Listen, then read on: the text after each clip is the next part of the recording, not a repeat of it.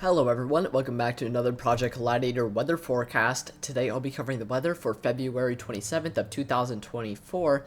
Currently we have a dual enhanced risk for today, one for the Chicago metro region into parts of northwestern Indiana and southern Wisconsin, with a pretty large enhanced risk that extends from southwestern Ohio into parts of southern Illinois and southeastern Missouri there, with a pretty large slight risk around that connects the two up into southern Michigan and for the majority of Ohio.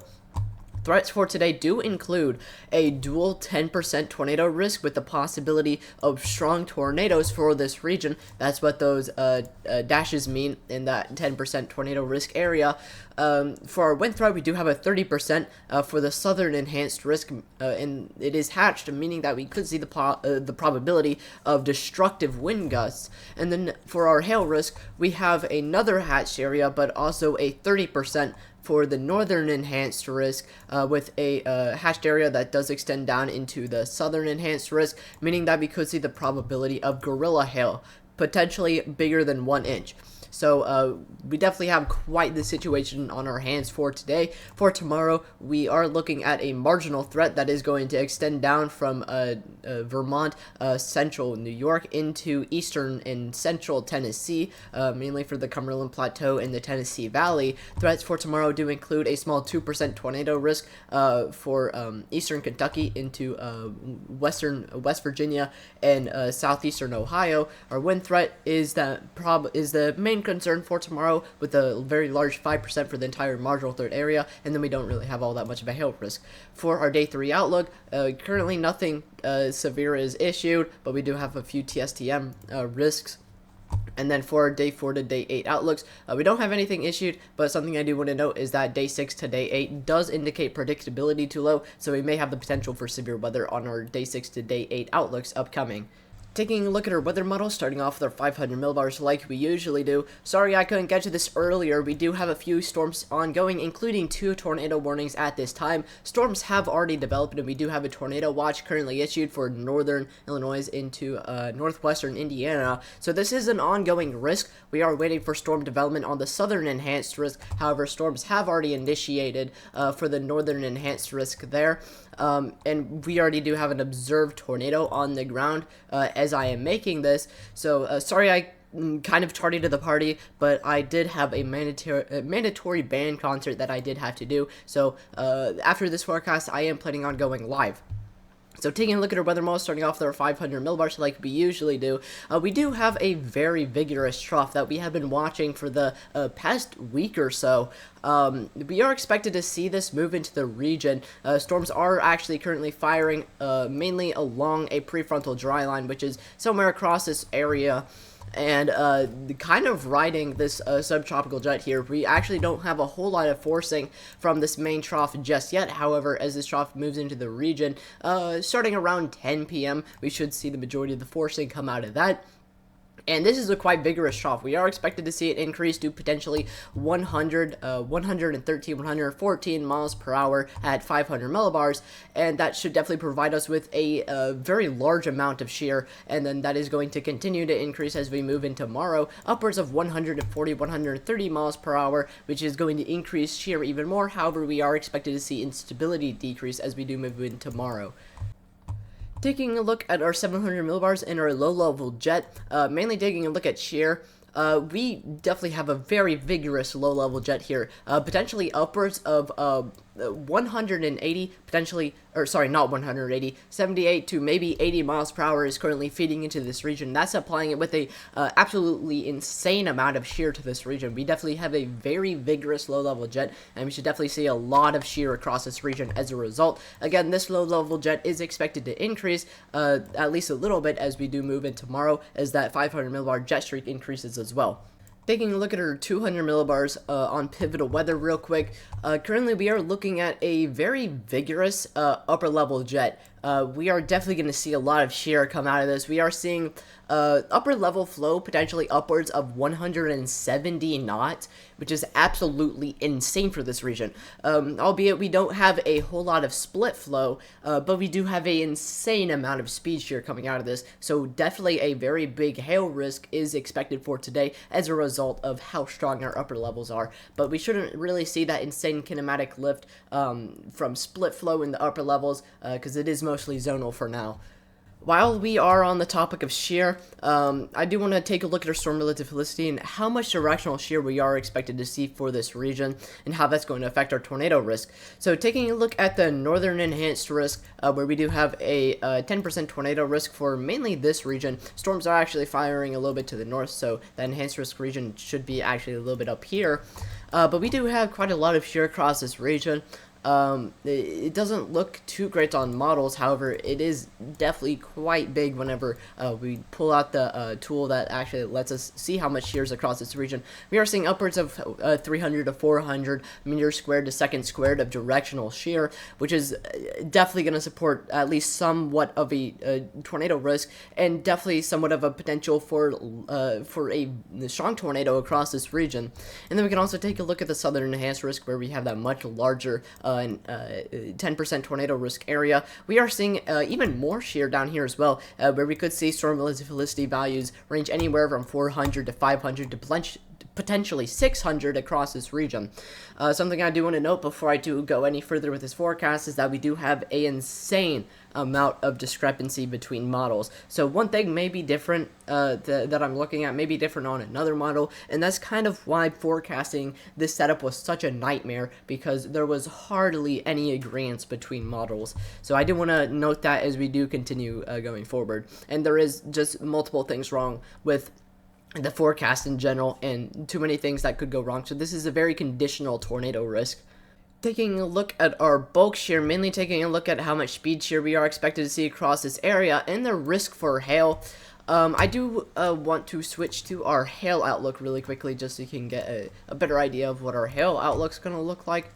So as of right now, we don't see a whole lot of shear along that dry line. We do see the majority of our shear significantly further back towards the west. However, we still are expected to see a lot of shear regardless, potentially upwards of 70 to 60 knots of shear, bulk shear across this region. Speed shear, and then that is going to continue further south as well, where we could potentially see 70 to 80 knots of shear that is going to be backing that line of storms that is going to progress for that southern enhanced risk area. So again, definitely a pretty big hail risk across this region, mainly for the north towards the Chicago metro area.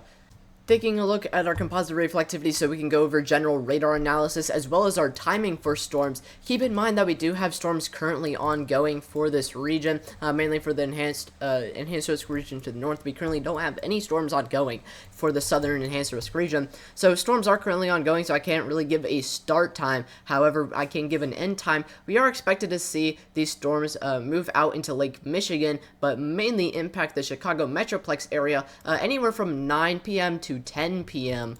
And then we may be able to see some additional development across northern Indiana and northwestern Illinois, just to the south of Lake Michigan there, around 9 p.m. So as those storms move into the downtown Chicago area, we are expected to see another cluster of storms that's going to develop further down to the south, just to the north of that southern enhanced risk area, anywhere from 9 p.m. And that is going to move off into Ohio and potentially bring more of a hail risk and a damaging wind risk, but should carry with it a tornado risk impacting the Columbus area starting around 11 p.m. to midnight. And then the storms that we are expected to see develop for the southern enhanced risk, we are expected to see those begin to develop around central Missouri around now, actually. We currently have those storms ongoing. However, they are expected to undergo massive upscale growth as they do move into the southern enhanced risk area, which is going to start around midnight and move out of the region around the very early morning of tomorrow, and then that's going to develop into a squall line that's going to progress across the rest of the U.S. Taking a look at our dew points, and our triggering factors, we're going to be mainly going over what the environment's going to look like across this region. I wish I could pull up the simulated soundings like I can on Pivotal Weather, so I'm kind of just going to have to describe to you what the sounding looks like, kind of. We are looking at some prefrontal dryline development mainly. We are seeing a lot of storm development, kind of along a mix here. I don't know if this is developing along the dry line that we are seeing. That's going to be the primary thing that we're watching for storm development. But they could also be firing along this pseudo warm front that we currently see draping across Iowa and Illinois and down into Kentucky and Tennessee. However, the warm front is probably somewhere up here by now. And then that cold front, that is behind the dry line. But as that dry line currently situated where it is, we are seeing that cold front probably back in this area somewhere, with the dry line being up here. So we do have that prefrontal dry line action, and that's going to be the main triggering factor for our storms.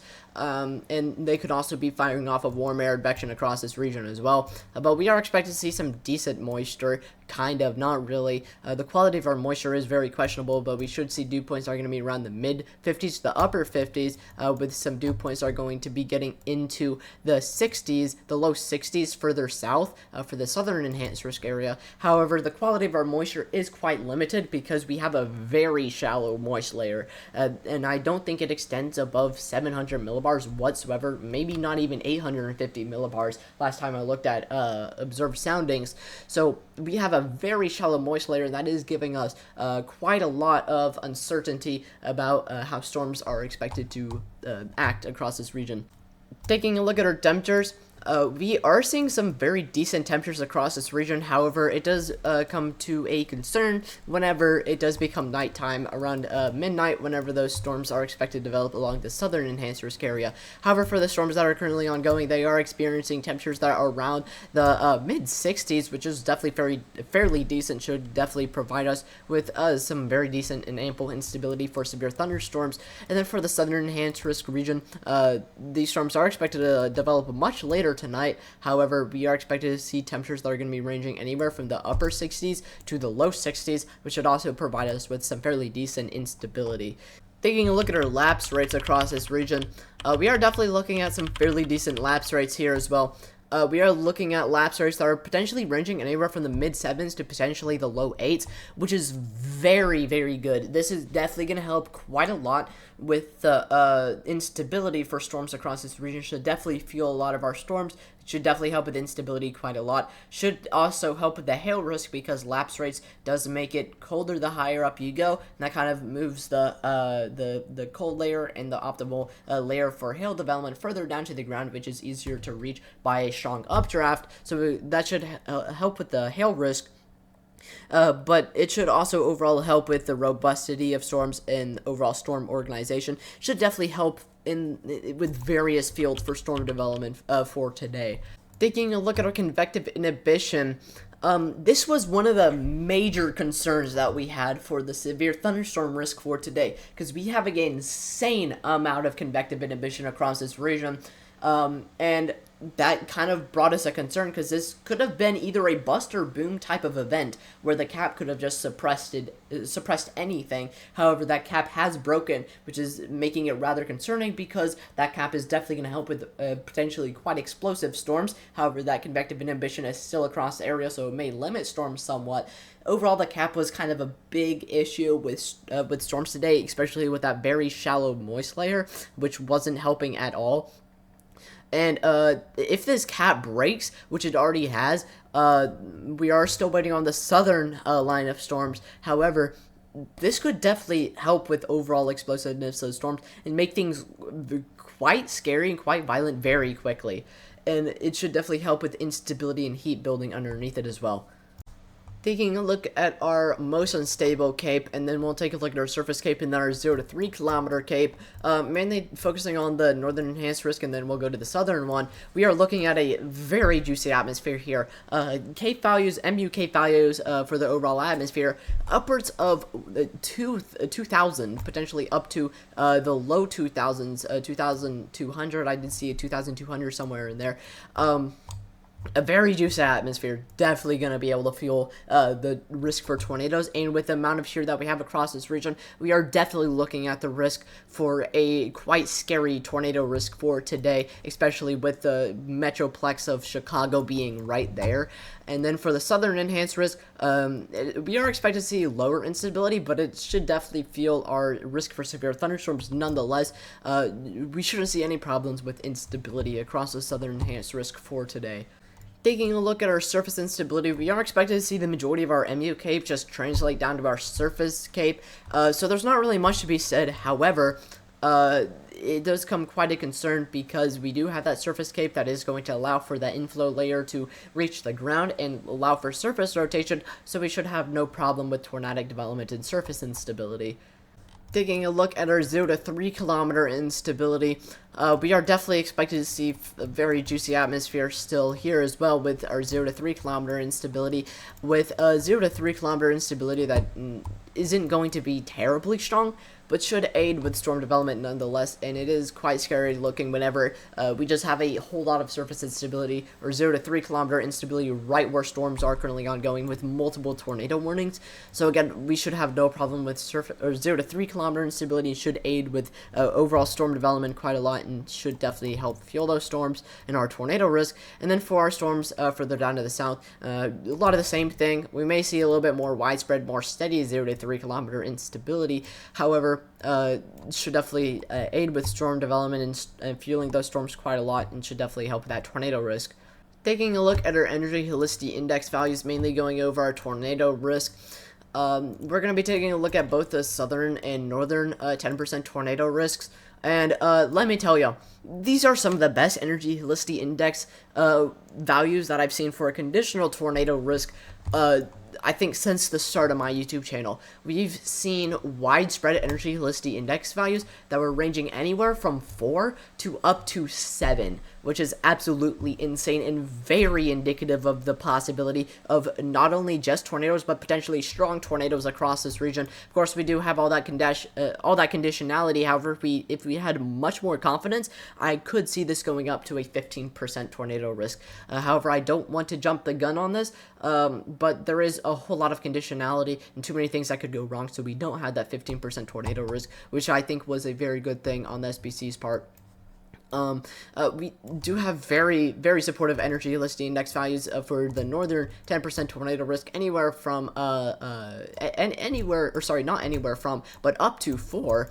And then for the southern enhanced risk, we are expected to see those energy helicity index values drop before storms can actually get there. However, we still see energy helicity index values that may range anywhere from 2 to potentially up to 4. So again, very indicative of a tornado risk across this region and the potential for strong tornadoes as well. We can also briefly touch on our significant tornado parameter. It's kind of better than our energy helicity index because it kind of takes a look at more parameters in the atmosphere than just instability and storm relative helicity. So taking a look at our SIGTOR, again, still indicative of a tornado risk in the possibility for a significant tornado, with values are getting up to 2 in the Chicago Metroplex area on this current model run. And then we are expected to see SIGTOR readings decrease before storms can actually get there. However, before storms can get there, we see SIGTOR readings up to 4 to the upper 4s, which is again very supportive of the possibility of a strong tornado across this region. And then when storms do finally move through the region, still indicative of the possibility of a strong tornado, with values that are ranging anywhere from 1 to 2. Taking a look at our wind gust model, so we can get a general idea of what the risk for damaging wind gusts may be across the southern enhanced risk region, where we do have that 30% in that hash area for destructive wind gusts. Again, that does mean that we may see the probability of wind gusts that may reach 60 miles per hour. I think actually 50 knots or greater. So that is being somewhat supported by our models right now. They are still indicating the potential for strong wind gusts. However, wind gusts that are going above 50 miles per hour are very limited, which is right around that 50 knot range. Overall, our wind gust models are suggesting a little bit more of a lower end wind damaging wind risk. However, I don't want to jump the gun on this, but still our wind gust models are suggesting that we may see some damaging wind gusts, some very scattered, widespread damaging wind gusts, and indicated by the SPC, some of which may be destructive. Taking a look at our meso analysis on the SPC website, I do want to quickly go over the parameters for our hail risk for today. Again, our hail risk is mainly right here with that 30%, but we do have the possibility for significant hail that is going to extend for much of the region, further down to the south to the southern enhanced risk region.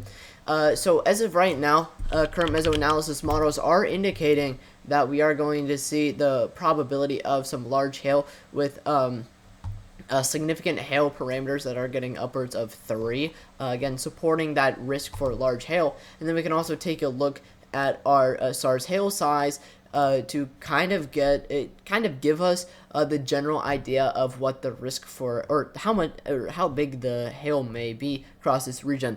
This may be quite exaggerated as I am looking at it now, but it is indicating that we are expected to see the probability of some significant hail.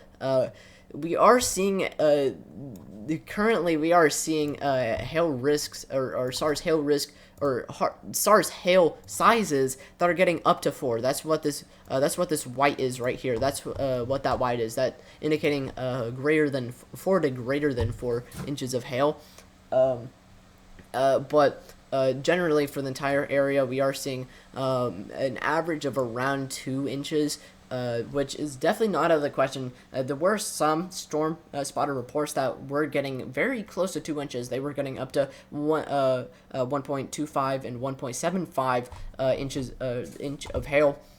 So again, very big risk for the probability of significant hail across this region. Now that I've told you the weather, please go down to the description and check out the socials for Project Gladiator and join the Discord for any updates on Project Gladiator. If you live in any of the areas I covered for today, please stay weather alert for the time being. If you notice anything might have been wrong with this forecast or would like to make a suggestion or ask a question, please leave a comment. 3 other channels I highly suggest you check out are One Nation Weather, Weather Watcher, and Jackson WX. The links to their channels will be in the description, and hopefully I'll see you on the live stream.